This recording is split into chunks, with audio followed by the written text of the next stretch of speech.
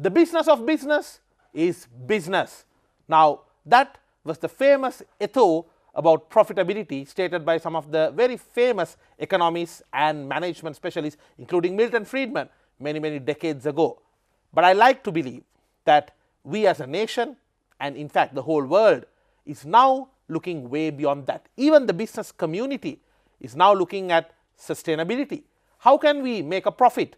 How can we run a business without necessarily damaging the environment, the planet, the people, and so on? However, we hear very often instances, especially in Sri Lanka, a country, mind you, that has had a forest cover of over 80%. We hear so many stories about how our lovely ecosystems, the environments, the forests are being destroyed. They are being used for various commercial purposes, and the environmental impact of some of our economic activities are simply ignored. But this cannot go on like this. Action needs to be taken. We need to be more responsible as consumers, as the business community. Action is needed. I like to remind you about the famous words of Chief Seattle, where he said in a letter to one of the American leaders at that time who were trying to take their forests, where he said, how can you buy the sky? How can you own the warmth of the earth, warmth of the land? The idea is strange to us. If you don't own the freshness of the air, the sparkle of the water, how can you buy it or own it? Some very valid thoughts for modern day economic activities. Today on Bisnomics, let's talk about the environmental impact of our economic activities. What's going on? The alarming rate at which the forests are getting destroyed, and what needs to be done before it's too late. I'm Tharundu Amarasekara, and welcome to your weekend's most profitable 60 minutes. Let's try to make it profitable for the planet as well. And to do that, we have an environmentalist joining us, Mr. Vimukthi Weeratunga. Vimukthi, welcome to Bisnomics. It's a pleasure to have you. Let's talk about what we can do to save our forests. Pleasure to be here. Vimukthi, how bad is the destruction of forests in Sri Lanka, and over the last half a century or so? I like to definitely mention this at the start. This is not an attempt to point fingers at one particular political party or government, because over the years we've had multiple governments from multiple different ruling parties, political parties. This problem seems to be spoken about, but no one is walking the talk. But tell us, how severe is the problem? Now, let's take a step back and look at what has happened 100 years ago, and then you'll see the evolution of destruction or maybe depletion of our natural resources. So, 1877, the country, as you correctly mentioned, it's about 90% of the forest cover. 90%? 90%. What a beautiful Sri Lanka it would have been. I know. But mind you, the population density is also about 30 people per square kilometers, very small population density. So, in 1947, it's about 40%. So, almost half of the forest cover has gone, and then the population density is about 120 people per square kilometers. Then today, it's hovering around 20%, maybe 22%, but the population density is 350 people per square kilometer. So, the forest depletion is coincide with the population densities also. We have to think about it, because it's all our needs. It's all our needs. And then when you are looking at the colonial period, of course, large areas of forest has been cleared for commercial plantations like tea, rubber and coffee. And then the post-colonial period, of course, the large areas of forest lands have been cleared for large scale agriculture expansion projects, irrigation projects and so forth and so on. But then what happened? All the forest areas have become small fragmented areas. It's called island effects. So, the larger forest areas became small fragmented islands of forests, which is not very healthy in terms of looking at the forest ecology in terms of the wildlife. And then with that, the Global Conservation Committee has identified the biodiversity hot spot in the world. So, there are 34 biodiversity hotspots identified in the world, and Sri Lanka and India, Western Ghats of India has considered as of one of the biodiversity hotspots. What does it mean? What that means, no matter what cost, we need to protect these two areas. Why? One thing that we can Sri Lankans can be very proud of. Why? The Sri Lanka has endemic plants and animals that cannot be found anywhere else on the planet. Majority of them, about 70% of them. We are blessed. We are very blessed, but they are mostly in the wet zone, wet part of the country, western zone of the country, where the population density is very high. That is where the challenges are occurring. And also, to be very honest, Vimukthi, the western areas of the country is also what is seen as more of the urban or the city area. That's right. When urbanization is rising, slowly, little by little, when it is rising at a good rate. And then I read also in some of the recent research that even worldwide, by 2050 we will have a situation where a lot of people will be actually wanting to come and live in the cities. Cities. But cities as a whole is only like somewhere around 0.5% of the total land in the world. But you are looking at like 80% of the population trying to creep in to about 0.5%. So, this is a mindset problem as well. It's a mindset problem, and it's a land use planning problem also, but there are some countries that have done very well. And then those hotspot that has been identified, the second part is the 70% of the original habitats of Sri Lanka is already gone. Already gone. So, that is a sad part of it. Now, we need to retain this 25% of the forest areas that we have, because as you correctly pointed out, these are values, economic values for the country. Let us discuss these things as we go on this interview, and how those things, the natural resources are contributing to the national economy. That is the part that we all need to understand, including the private sector. Understood. So, what you are saying is that yes, they do take some of these forest areas saying it's for economic development. They have a very nice fancy tagline, economic development. In fact, destroying forests is now called economic development, which is very sad to see. And by doing that, I believe we are having a big negative impact on the economy, because I mean these forests contribute so much, from tourism to some of the, as you very correctly said, even some of the medicines actually are made with some of these plants, and it's just getting completely destroyed. Let's talk about commercial development. Now, we hear so many instances of forests being cleared to make hotels, and forests being cleared for sometimes for logging purposes and so on. But one might say, okay, look, Tarindu, with the global economy developing and with industries coming in, there has to be some amount of forests that have to be given way. My question is there a proper process for allocating some of these forests and some of these natural land for commercial development and industries? That's the first question. Second thing is, though there is a process, is the land being used outside that process as well? We will look at the commercial aspect of it. Well, the industries are extremely important, because the private sector is driving the economy. That is how we get the taxes to the government, and they are, it's not only Sri Lanka, but everywhere in the world the private sector is driving the economy. There is no question about it. But then we need to allocate, we need to support their business expansion also. That we all have to agree.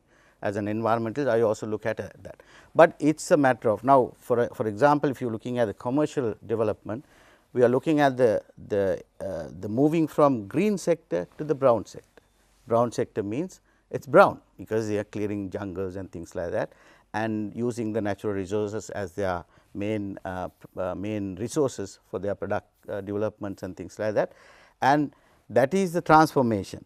So, whatever said and done, the economic development is not going to exist, exist without one major aspect of the environment. What is that? Is a water. Supply of water, no matter what, you can't do it. It's a product, natural product that are flowing freely. We think it's coming freely, but that's a major factor that we need to understand. Vimukthi, I just like to add here that a lot of people end up thinking, oh, whenever we turn on the taps, the water will always flow. That's right. But there are some cities in the world which are expected to run out of water very soon.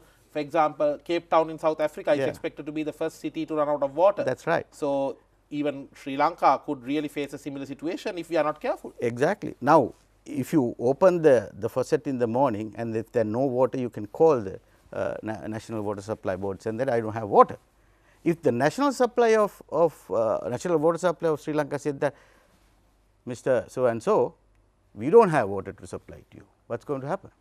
That's the end of the story. Is that a possible future scenario? It is possible. If you don't look at, if you don't conserve the heart of Sri Lanka, which is the mountains and the lowland areas that we will talk about that, and that is where most of the water is getting generated. Those are called watershed. That is the heart of Sri Lanka. No economic prosperities will be there if you don't conserve these small areas of forest. It is that valuable. So, let us look at the second part, that means the processes. Right. Now, I want to press one very important part. That is a very valid question. Why? When you allocate these lands or whatever it is, land allotment and land use planning, that is important. You know, you need to look at the regional level, the district level. We can identify land, plenty of land for commercial development rather than touching the pristine natural forests. And then the Constitution of Sri Lanka is very important, because the Constitution of Sri Lanka, it has clearly outlined the role of government in the conservation of nature on behalf of the people of the country, and then the people's responsibility. So, it says directive principles of the state policy under section 28. It says, not the exact words, basically the bottom line is the state is responsible to protect a pristine environment on behalf of its people. That is very clear. That is a constitutional right. So, every government elected by the people has a responsibility to protect the constitution right of the state.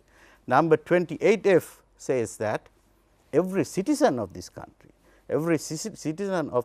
should protect nature and its riches. So, as a Sri Lankan, I have a constitutional right to fight for my forest and to fight for my environment. That is right. That is a constitutional right. Very few countries in the world has given that constitutional right. That has copied from Sri Lanka by the Maldivian government very recently. Bhutan, it has given the constitution. Very few countries given that. It is not a fundamental right. I have to press again. It is not a fundamental right, but the fundamental rights are supported by this thing. Understood. So, that is very important. So, every citizen has a right to voice, right to talk about it, because it has given the constitutional right.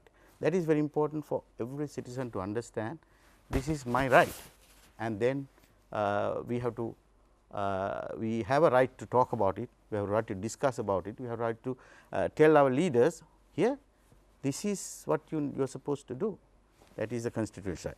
Then there is a three main governance processes. One is the forest ordinance, which is 128 years old, 1907. First it was drafted, and then the amendments of course added, and then the Flora and Fauna Protection Ordinance, which is drafted in 1937, and it was basically first enforced by the Forest Department, and then with the formation of the Wildlife Department in 1947, it was transformed to the Wildlife Department, and in the 1980s National Environment Act was introduced to the Sri Lankan legislations, and in 1988 and in 2000 environmental impact assessment guidelines was legalized, and that is how all the businesses and commercial entities, everybody has to abide by the these laws and regulations.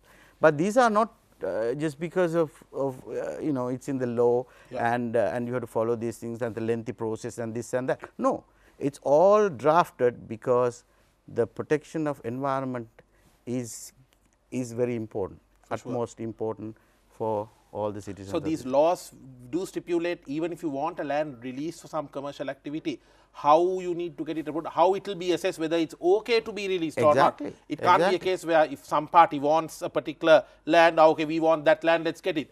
I believe it has to be assessed. Can it be released or not? That's is it important? And I believe you have to see whether the economic benefits outweigh the particular environmental cost here in any major way. And I believe it is a process, but as you said, the process is there. But Mr. Vimukthi, before we head for a break, I believe it can be a long or short answer, but do you see things happening over the last few years, not just for one government, across so many governments? Do you see these forest lands being used for commercial purposes outside this strict process? We have seen so many times. We have seen so many times, and we have gone to the courts also so many times. You know, not only that, I am telling you one special, I mean, as an example, Yes. there are highest protected area category in Sri Lanka is the strict nature reserve. That means only the researchers can enter to this forest with the permit. That is all. Okay. Nothing else. Any examples of such? Well, there are 3 places in Sri Lanka. One is Haggala, the other one is Ritikala forest, and the other one is Yala. In the middle of Yala, there is a SNR part. So, 3 locations in Sri Lanka. 2 locations are in the high mountains, Haggala and the other 2 locations are in dry zone of Sri Lanka. But these are very unique habitats, very unique areas for purpose, strictly for conservation. And these areas, land of these areas also have been released for commercial purposes. Who approves them without the process? Big question. Not in this government, but Yes. you know, the previous of course, government. yes. So, we are not going to point fingers at one government or Like one, I said, one yes, entity. everyone has been messing this up. Exactly. And then we went to the courts and said that, well, you know, look at this. This cannot go on like this. You know, the processes have been there, a lot of corners have been cut, and then these kind of strict protected lands also has been released to the commercial purposes. So, those kind of cases are, I mean, so many cases are there. We will talk about that in detail. Stay tuned. We will be back after this short break. This is Bisnomics.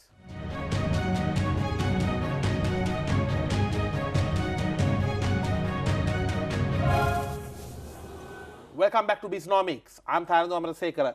Today, our focus is on the forest systems of Sri Lanka and the impact on the forest and the natural environment from the economic developments that are taking place. We see our natural ecosystems being destroyed at an alarming rate, and the wise words of Chief Seattle once again, everything is connected. So, when you destroy one part of the ecosystem, naturally even the economic activities at some point will come crumbling down. What can we do to avoid it, and how dire is the situation? Our focus today is on that, and in discussion with Vimukthi Weeratunga. Vimukthi, let me ask you about the issue that some of the people who are raising their voices about these matters that they have to face. Now, even recently, we very clearly saw how certain, you know, the youth of this country are no longer in the dark. They are very well educated, they have access to technology, they know what's happening, and they are not shy or afraid to use media and social media to raise their concerns on these matters.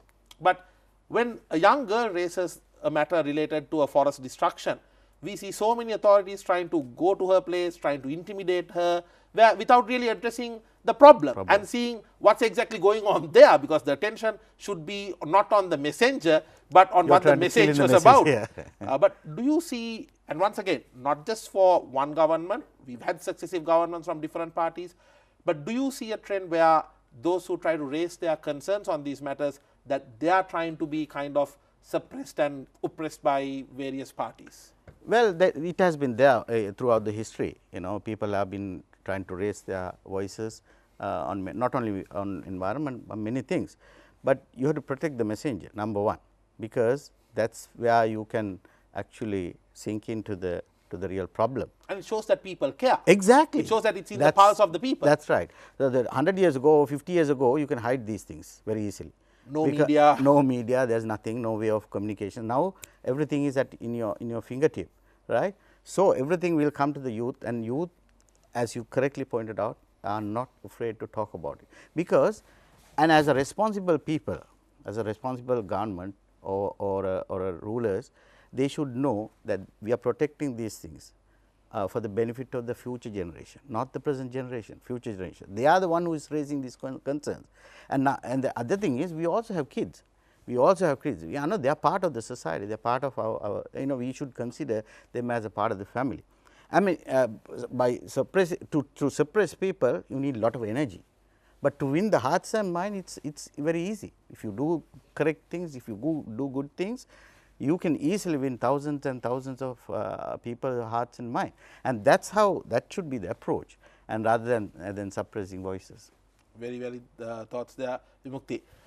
I want to take you back now to one of the very crucial pieces of law with regard to forests that was changed last year, where there was certain repealing of a certain act, I believe the 5/2001 Act, where some of the lands that were basically under the control of the wildlife department, the forest department, they were of some of the main environment related authorities like that. That was changed, where it was now allowed to be used by or decided upon. The destiny of those forests were then allowed to be decided by a different party.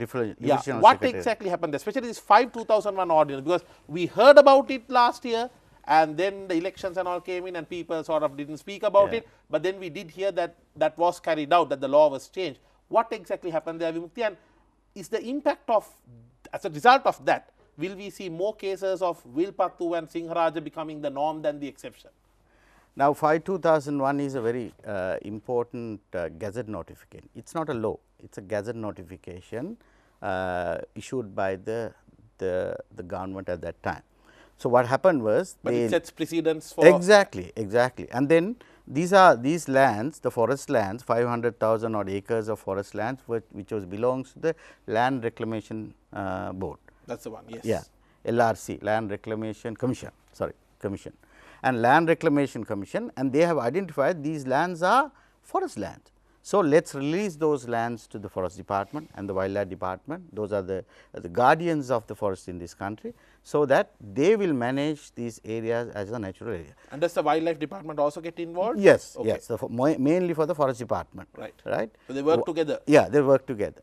But the problem is, of course, the Land Reclamation Commission, there are problems, there are private lands. Of course, you need to clear these things up. 19 years you can't sit on these things and say that we have not done anything. And then those are important land, and then the gazette notification was issued, the jurisdiction was transferred to the forest department. So, that the land area will be managed according to the forest ordinance, as well as the flora and fauna protection ordinance, which has a higher stringent guidelines and regulation. Then what they thought was, okay, these 500,000 acres of forest lands we can maybe take it and then do something for commercial purposes or something. And then the directive was given that 5/2001 gazette notification, the land was released to the forest department, will be transferred back to the divisional secretariat. So, that those forest lands will be taken out of the jurisdiction from the forest department and the wildlife department, and the divisional secretariat has a less what you call the regulations to release these lands to the commercial purposes. So, that is where this 5/2001 gazette notification problem occurred. But I think the 2001, the government which was in 2001 has done a fantastic job by identifying this land and looking at this land should be transferred. It was a very wise decision and it was a right decision, but now it has changed.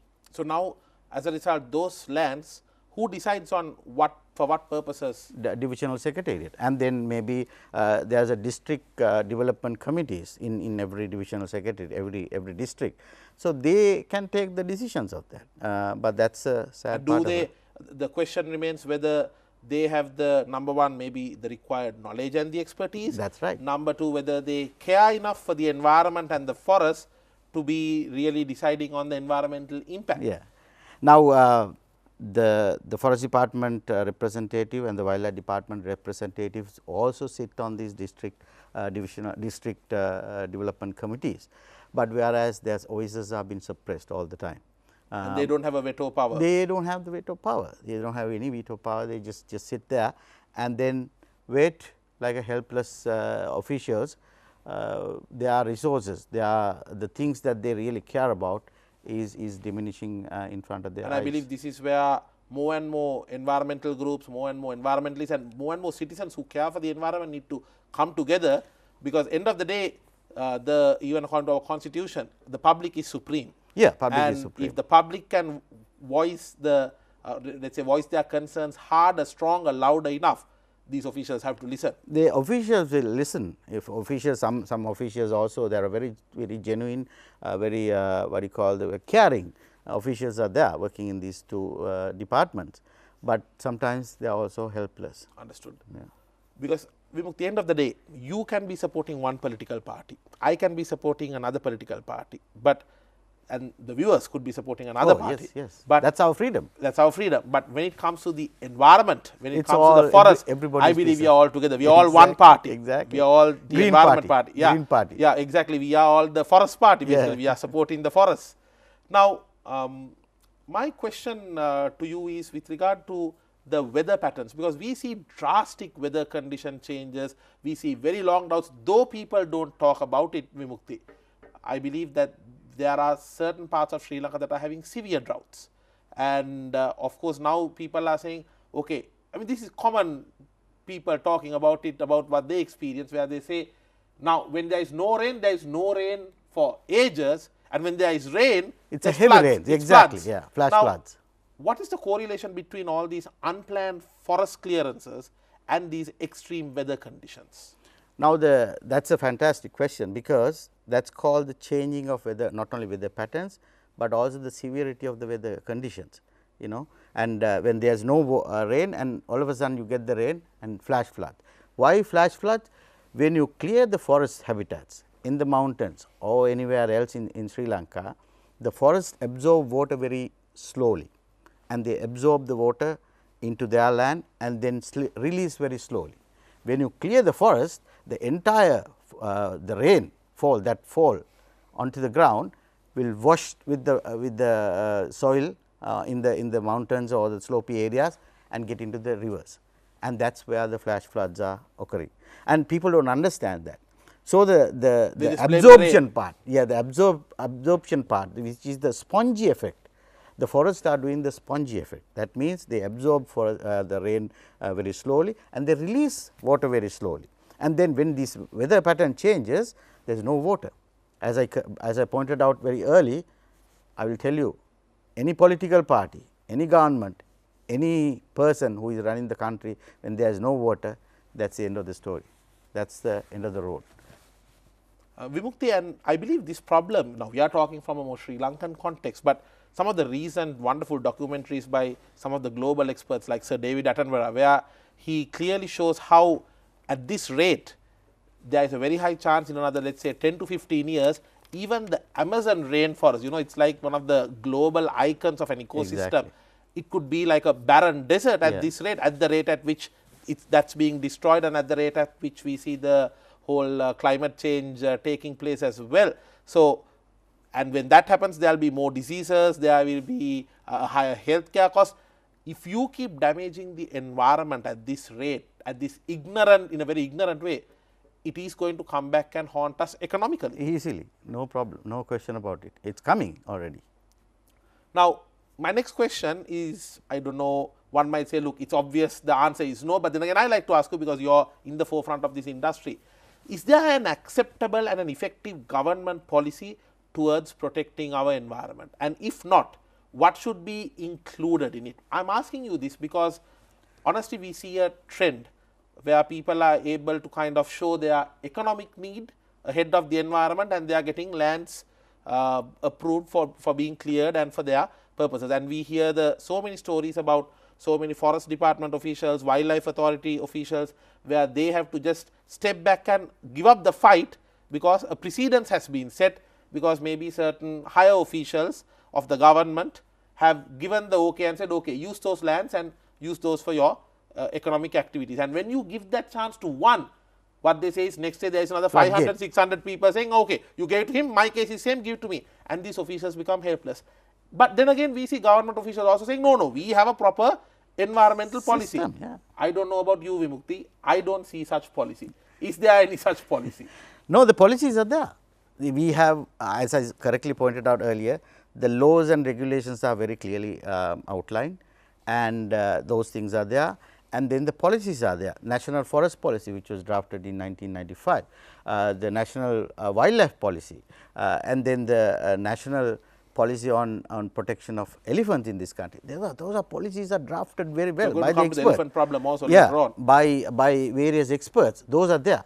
Where is the problem? Problem is the enforcement part, and also the transparency. You know, of course, if there is a commercial interest of any forest, there should be a way of doing it. That is how most of the countries are doing now. There should be a transparent system, so that everybody can see this company or this entity has been selected to develop this particular part just because of this 1, 2, 3 and 4. So, that is very clear. If you do not have that, that floodgate effect will be there, because right. Then we will say that it is not fair, you are given that for that person, and it is not isn't this me. happening now? Because happening, when you allow, let us say, one farm, I mean, with all due respect, we need to support them to make their livelihood as well. No question about it. But then again, there is always a way, I believe, where these things can coexist. And no sooner you allow one party to get the land what they want and just completely ignore some of the environmental concerns, because some of these lands are across elephant corridors as well. And then what we hear, what I have been told by so many officials, is that when you give that chance to one person, next day there is another 600 or 1,000 people wanting the same claim, and you have to get that. You have to grant them that as well. It is looking at my part now. So, that is what it is. What about me?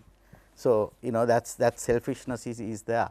So, what is missing in the, what you are saying, what is missing in the equation is the implementation. Implementation and the transparency. Implementation and the transparency, that is what it is. The human elephant conflict. Well, what part has the destruction of forests played in that, and what can we do to actually overcome this problem? Let us talk about that on the other side of this break. This is Bisnomics.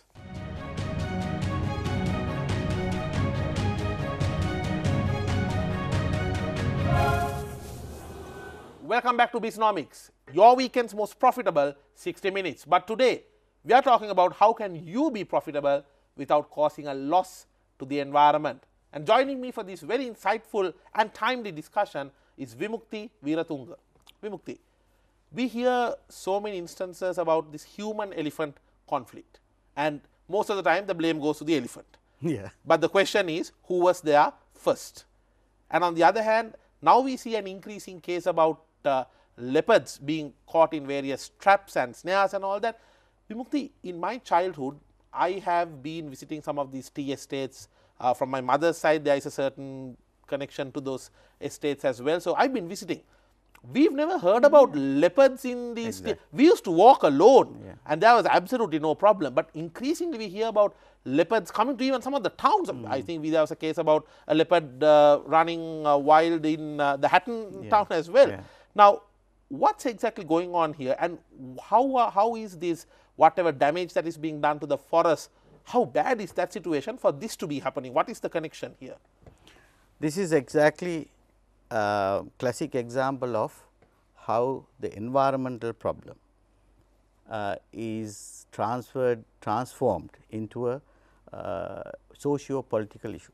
The human conflict is an environmental issue now. How human elephant issue. Exactly. How we manage the land.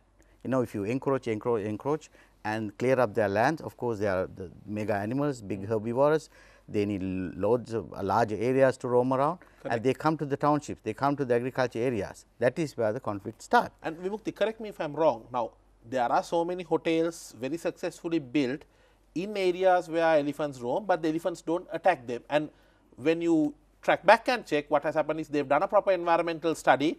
They figured out the exact elephant corridor. That's right. And they leave it alone. Exactly. And the elephants also leave the hotel alone. Because they say that the knowledge of an elephant corridor is passed from elephant to elephant in generation. That's right. That's how it is. Once the elephant has been taught, this is your corridor, if something is in the middle, they do not care. They will just damage and crash there. That's right. So, you need to understand their traditional pathways. In Sri Lanka, we do not have long distance migration patterns of elephant. They are like very closely closed areas. They are migrating from this waterhole to that waterhole, this feeding ground to that feeding ground. And what a beautiful sight. Exactly. And foreigners are willing to pay millions just to come and see this. I will tell you, the elephants are going to be the biggest asset for tourism development in this country, which we are not looking at the economic part of it. And that is a separate question. Correct me if I am wrong. They say in Asia, Sri Lanka is the best place to see elephants. In a smallest area of land, you see the biggest amount of elephants. Am I right? Absolutely. Highest density. Absolutely. Because 10% of the Asian elephant population is living in this small piece of land. 10% of the Asian elephant population. So, we need to look at the elephant as an economic benefit to the country. And there are models all around the world. And number one, you have to start with the conservation, start with the conservation of their land, start with the identifying their migratory pathways and trying to sort of get away from those pathways and remove some of the townships and let them to roam around freely. So, that the economic benefits by keeping the elephant in the natural areas will trickle down to the society. That is how we need to look at the nature as an economic benefit to the country. At the end of the day, Vimukthi, we have all borrowed and rented from this earth. Exactly. Isn't it? We are trying to own it. The truth is we are on rent. And we see this even globally. We see how Venice, known to be full of tourists, but when the numbers dwindled, we saw the dolphins returning. That is right. Yeah. So, the nature has its own way to bouncing back. The resilience is very high, but all what we need to do small things. If you think about the very selfish way, there is no end. There is no end. There is no way that we can do anything about it. And what about this leopard problem? Because we see so much of why aren't the officials doing anything? Look, I understand. The citizens are saying, look, now wait a minute. We need to be able to freely roam about, and that's why we are setting traps. But that can't be the answer. No, that can't be the answer. But now, again, the same questions. The larger forest areas becoming a small areas. Even the estate, highland estates, there are forest patches that are located within their lands. So, the leopards were comfortable to stay in these small forest patches and find something, whatever the things that they find. Vimukthi, when I read a book about the tea industry history of Sri Lanka, the British, when they were clearing these lands and when they were trying to set up estates, leopards have been there. Yeah, leopards have been there, but the conflict start when we go and settle down in these lands. That's why that's the problem. So, we need to be, and selfish thinking is not going to work. We need to understand their roaming patterns, we need to understand where they are living and then give them a space, so that they will be happy, we will be happy. It is a matter of coexisting in the same area, in the same land. That is what it is. What are the officials doing to prevent all this killing? We see so many, I mean, hardly a week goes by without we hearing about an elephant being killed. Almost every few other days we hear about a leopard being caught in a particular snare or trap, and they suffer, Vimukthi. I mean, it's very, these are animals, these are not educated degree holding creatures, these are animals. They know what, they'll do what they know to do. It's up to us. The humans are supposed to be the intellectual and the intelligent kind. It's up to us to find a solution. But what are the officials doing about this? The humans are sending rockets to the moon, but we should be able to understand these things. No, it's very easy. It's not rocket science. But the thing is, the officials are there. Just imagine these two departments, the forest department and the wildlife department, are managing 24% of the land of Sri Lanka, like quarter of the country. But look at their capacities. Their capacities are very small, very under-resourced. Totally under-resourced. Staff is not there, the training is not adequate, not enough. So, that they are also finding it difficult to wrestle with this major problem. And Vimukthi, you are dealing with sometimes in some of these forums, you are dealing with people who get up and say, why do we need oxygen? Exactly. Oxygen. Yeah. So, but we need to understand these are assets. These are assets to the country, these are assets to the people, these are assets to the future generations. So, if you think in that way, it is not difficult to conserve these things and find the way to coexist in the same land. Vimukthi, are there any global examples of countries that are doing it right? You have commercial development, you have economic growth, but at the same time balancing it very well with the conservation of the environment. Are there any, I would say, success stories that we can learn from other countries? There are plenty. I think the closest example is the Bhutan, the Himalayan nation of Bhutan. They were carbon neutral? Carbon negative. Carbon negative. Carbon negative. They have pledged for becoming a carbon neutral country, but they are carbon negative. That means they capture carbon more than they emit, more than the Bhutan emits. 90% of the land belongs to the forest lands. Right, but the population density is very small in this country, about 30 people per square kilometers. But they have taken a very strong policy decision by the kingdom, by the administration, that the forest cover should not be below 60% at any given time. Wow. So, that is a huge policy decision, because they are looking at the Buddhist philosophical thinking. Right, the spiritual and emotional attachment to the nature. That is a very important part. So, that the caring part is there, caring for people, caring for environment, caring for the people, those who need protection. That sort of lines they are looking at the environment also, and they are achieving economic gains also, 6.5 growth rate and growth national happiness, they are looking at that. If the people are not happy, no point about talking about the GDP, but there is a new trend in the government. Good that you pointed out this question. It is called beyond GDP. There is a new trend, it is called natural capital accounting system. Because the present economic account system is totally based on the float system, that the resources will be infinite. Now, we have realized that that is not the case. That is not the case. Resources are finite. So, then let us look at the natural capital accounting system, so that you value what you have. Correct. And then see how these natural capitals are contribute to the economy and the GDP as well.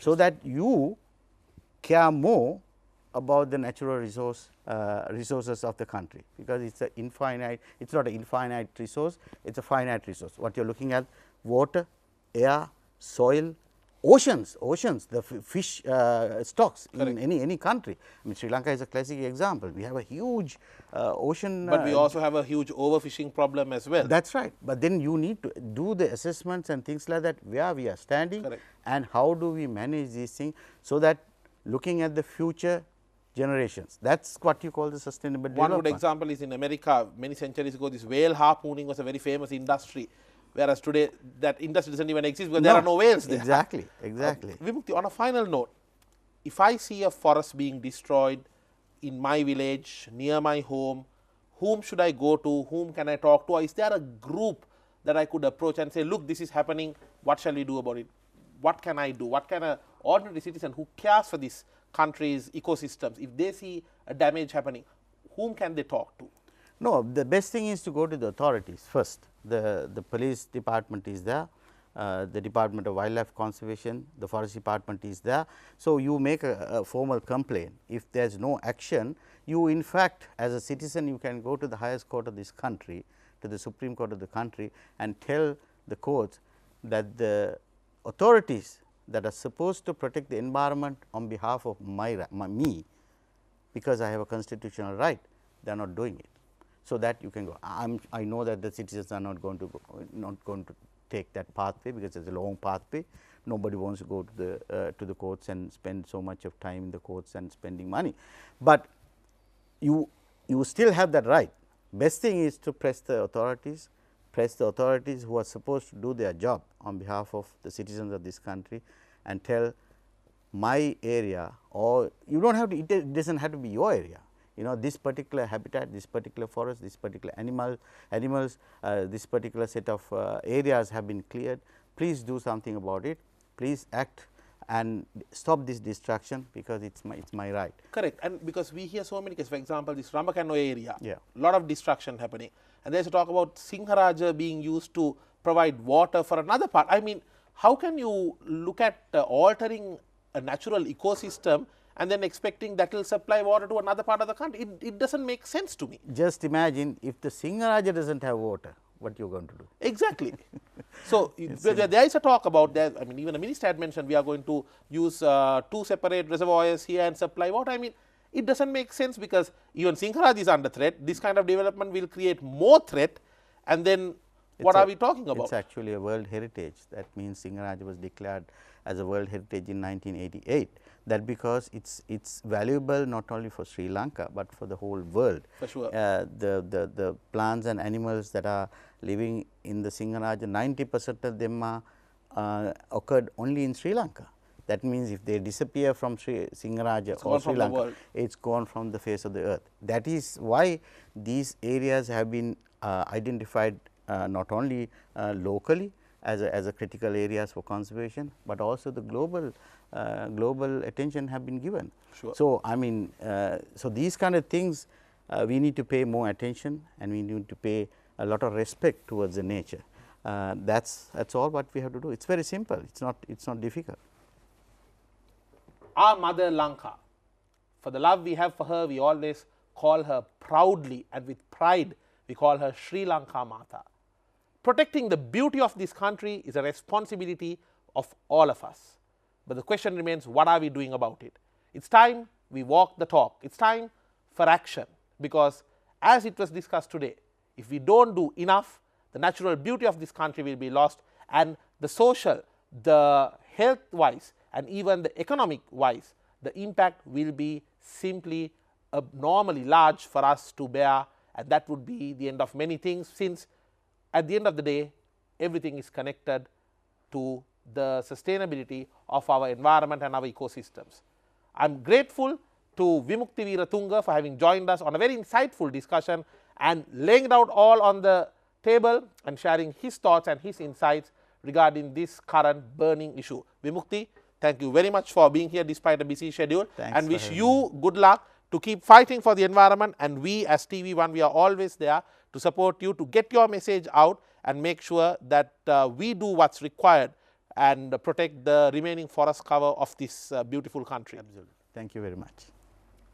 And with that, we wrap up today's episode of Bisnomics. No matter what business you are in, of course, may it be a profitable one, but also make sure you are doing your part to make sure the environment is not making a loss. I'll see you with the next episode.